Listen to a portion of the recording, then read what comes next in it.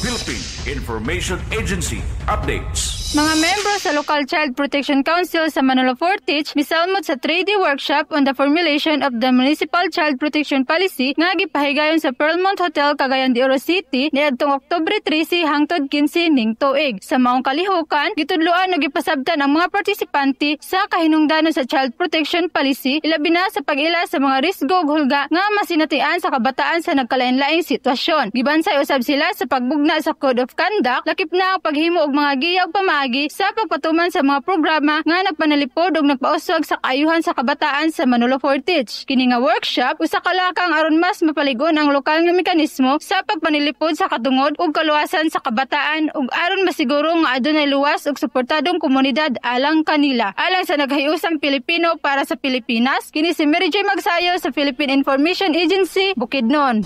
Philippine Information Agency updates. Daghang salamat kay tropang Mary Joy Magsayo nanukad sa Philippine Information Agency, which is dako kining tabang magkatropas mga kabataan nato. Protection policy.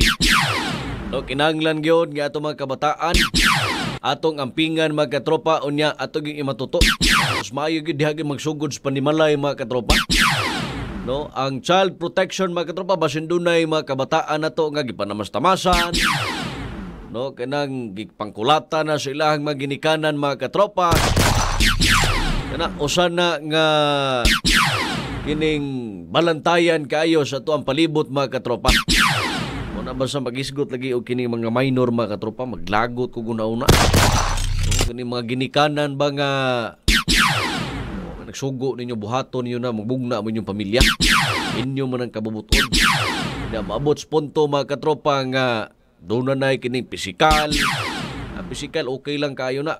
Kanang dili pod kayo ng grabe pod kayo nga pisikal.